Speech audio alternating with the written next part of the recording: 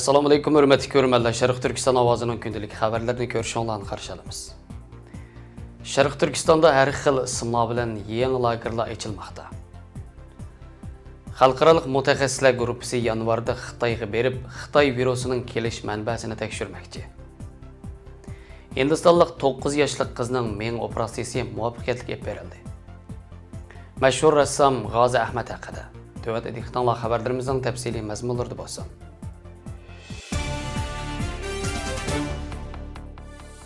Atalmış Şinjan gezitinin Xitay torunun 16 dekabrdagi xabarda atalmış Şinjan agahlandırış tərbiyə mərkəzi quruluşunun bitib 14 dekabr rəsmi iş başlanğanlığı e'lon qilingan.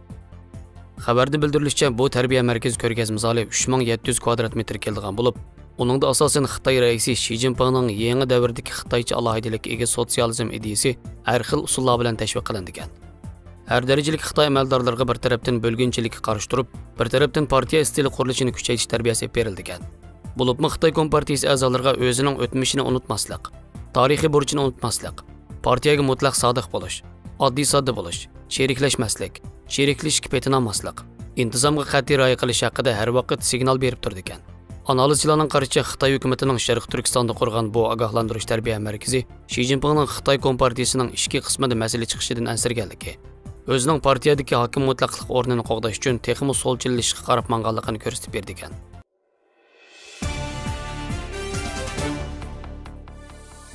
Dünya Səhiyyə Təşkilatının bayonotchisi Xedin Xaldurson Fransiya agentligiga bir guruh mutaxassisning yanvar oyida Xitoyga berib, Xitoy virusining kelish manbasini tekshirganligini bildirdi. Bayonotchi mutaxassis tekshirish guruhining vazifasi haqida aniq ma'lumot bermagan. Dünya Səhiyyə Təşkilatının bir qancha yuqori darajalik amaldorlari tekshirish guruhining oldi bilan Xitoy virusining bo'shga bo'lgan Wuhan va uning atrofidagi rayonlarga berishini umid qilganligini, ondan boshqa izlarni izlashni qayta o'tirib qo'ygan. Bu xalqaro mutaxassislar guruhining 10 mutaxassisi Daniya, Angliya, Gollandiya, Rossiya, Vyetnam, Germaniya, Amerika, Qatar, Yaponiya va Avstraliyadan kelgan bo'lib, ularning hammasi xalqaro e'tirof qilingan virus mutaxassislari.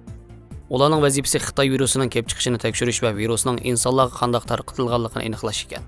30 dekabr kuni Dünya Səhiyyə Təşkilatı xalqaro mutaxassislar guruhining Xitoydagi tekshirish to'g'risida munosabatli Xitoy mutaxassislari bilan silliq yig'in ochganligini e'lon qilgan. Ammo Xitoyga berish konkret vaqtini o'rlashtirmaganlik uchun nurg'un tanqidlarga uchragan. Amerika Xitoyni Xitoy virusi yuqum ahvoli to'g'risidagi haqiqatni izchil yushirdi deb oshkora ayblagan. Dünya Səhiyyə Təşkilatı Xitoyning irodasiga bak ko'p yo'l qo'ygan. Boshqa a'zo davlatlar garchi Xitoyni Amerikadek tanqid qilmagan bo'lsa-mu, ammo Xitoy doiralarining xalqaro mutaxassislarning Wuhanga berib tekshirishiga qasddan to'sqinlik qildi deb gumon qilgan. Bu yil iyul oyida Xitoyga Dünya Səhiyyə Təşkilatıning bir qancha mutaxassisi berib, Beijingda 3 hafta turib Wuhanga boramagan.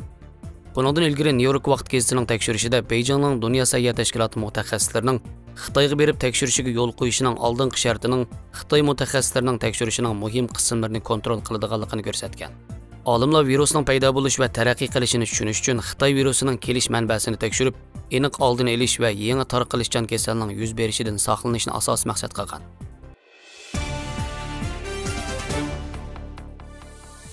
13 dekabr kuni Hindistonning Madhya Pradeshdagi 9 yoshli Soumya ismli bir qizning miyasidagi o'sma sababidan miya operatsiyasi qilish jarayonida elektronlik pianino chaqan. Doktorlar uningga cho'ng operatsiyani qilishning qiyinligini, chunki uning cho'ng miyasining nervisiga ziyon yetkazadiganligini aytgan. Davolash atirti Soumyaning qo'l harakati va moslashishiga kafolatlik qilish bilan butun sezimini yo'qotmay, miyasining ma'lum qismlarini narkoz qilgan. Shunga butun operatsiya qilish jarayonida Soumya elektronlik pianino chaqan. Soumya operatsiyadan keyin Osiyo xalqaro xabar agentligi muxbiriga "Men pianinoni oz deganda 6 soat chala olmayman. Yon telefon o'yinlarini o'ynayman. Hozir o'zimni yaxshi his qilyapman" degan. Soumyani operatsiya qilgan nerva tashqi kasalliklar doktori operatsiyaning qiyinlik darajasining nihoyatda yuqoriligini, palash bo'lib qolish ehtimolligi borligini, shunga butun operatsiya jarayonida sezgurlikini, hushyorligini saqlab, qo'l harakati va moslashishiga kafolatlik qilish uchun elektronlik pianinoni chaldirganligini, bütün mutaxassis doktorlarning tirishchiligida Soumyaning operatsiyasining muvaffaqiyatli bo'lganligini bildirgan. Bu yil yanvar oyida Angliyadagi White Arle Simfoniya orkestridan bo'lgan 53 yoshli Dagmar Turner 40 yildan ortiq skropkichi bo'lib, miyasida o'sma paydo bo'lish bilan miya operatsiyasi qildirgan va butun jarayonda Soumyaga o'xshash ahvolda skropki chaqan.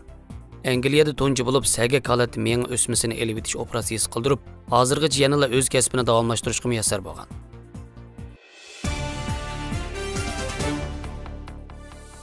Tanlıq rəssam, sənət ma'rifçisi G'ozi Ahmad 1935-yili Qashqar shahrining Qo'g'on, hozirgi Nazarbog' yezisi dunyoga kelgan. Dadisi Ahmad Qozoxonim o'qimishli odam bo'lg'achqa G'ozi Ahmadni atrofli tarbiyalagan. 1946-yildan 1952-yilgacha diniy bilim olgan. Kichigidan rasm chizishga, rassomlikqa havas qilib kelgan. G'ozi Ahmad bolalik vaqtlarida rasm chizib, boshqalarning maqtashiga sazovor bo'lgan. G'ozi Ahmad 1952-yili Qashqar pedagogika maktabiga kirib, o'qish fursatiga ega bo'lib, maktabga kirgandan keyin o'z talantini namoyon qilib, rassomlik sohasiga cho'nqur ulsagan. U 1954-yili Urumchidagi san'at institutining rasm fakulteti qabul qilingan va sobiq Sovet ittifoqi Leningrad san'at institutining rassomi Kiryazovni ustoz tutib, Cheskakov o'qitish usuli bo'yicha qattiq tarbiyalanib, yo'riqlik ilmiy va rang ilmiga qarata cho'nqur tushunchaga ega bo'lgan. Shuning bilan birga g'arb san'at falsafasi va g'arb san'at asarlarini cho'nqur tadqiq qilib, o'zining rassomlik saviyasini yuqori ko'targan. 1962-yili G'ozi Ahmad Uyg'ur xalq adabiyotiga asoslanib sizgan G'arib sanam nomli maybo'yoq rasm rassomlik sohasida g'ulg'ul qo'zg'agan. Bu maybo'yoq rasmda esilzodalarcha kiyingan go'zal bir jup qiz yigitning oy nuriga cho'milgan gullikda uchrashgandagi o'tliq hissiyoti tasvirlangan bo'lib, osmondagi to'lin oy qad ko'targan masjid munori orqa ko'rinish qilinib, go'zal kelgusiga namoyon qilingan bo'lsa, oldi ko'rinishdagi qanot sungan sulg'un to'z qizning azobli kechmishiga simvol qilingan.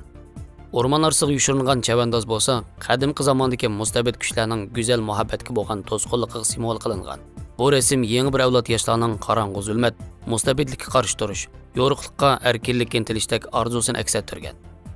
Real turmushga bo'lgan o'tda qizg'inlik, cho'nqur san'at amaliyoti, keng doirada madaniyat almashtirish va yuksak ijtimoiy mas'uliyat G'ozi Ahmadni cheniqtirgan va uni dongliq san'atkor qilib yetishtirgan. 1979-yildan 1982-yilgacha u tarixiy qadimiy kitoblar va Uyg'ur qadimgi zamon adabiyotiga asosan cho'nqur tadqiq qilish orqali Omon Nisoxon, Mahmud Qashqari, Robiya Saiddin va Yusuf Qasojib qatorliq bir turkum islom madaniyat san'atiga o'chmas to'p qo'shgan tarixiy shaxslarning obrazini yaratgan. Bu nodir asarlardan kishilar musiqshunos Omon Nisoxonning tabiiy go'zalligi va pok qalbini, olim Mahmud Qashqarining bilimga bo'lgan ishtiyoqini, Yusuf Qasojibning talanti urg'ib turgan mag'rur qiyofatini, ular yashagan davr va ular vakillik qilgan davr ruhini, ularning ko'zida parlab turgan mehribonlikni ko'rib olaydi. G'ozi Ahmad o'zining asarlari bilan millatimizning ma'naviy dunyosiga zuh berib qolmay, o'zining amaliy harakat orqali o'z amaliyatini ko'rsatgan. G'ozi Ahmad o'zi o'qigan ona maktabiga bir kompyuter sinfi qurib bergan. Uningdan boshqa yana o'zgartib yasalayotgan mahalla masjidiga oz bo'lmagan yordamlarni qilib, o'zining milliy ruhini unutib qolmagan. 90-yillarda Parij, Anqara, Istanbul va Tehron qatorliq shaharlarda rasm ko'rgazmasi ochgan. U vafotidan burun Xitoy rassomlar jamiyatining doimiy hay'at a'zosi, atalmish Uyg'ur avtonom rayonlik rassomlar jamiyatining muavin raisi, san'at institutining mudiri, professor, adabiyot san'atchilar birlashmasining muavin raisi bo'lgan. Uning qo'lga keltirgan san'at muvaffaqiyatlari intayin ko'p. Uning maybo'yoq asarlari Uyg'urlarning bir necha avlod rassomlariga zo'r ta'sir ko'rsatgan. G'ozi Ahmad xalqning estetik qiziqishini ichishga va ifodalashga mohir bo'lib, uning rassomlik tilini ro'shan milliy alohidalikka erishtirgan. Marhumning ruhiga rahmat va mag'firat tilaymiz.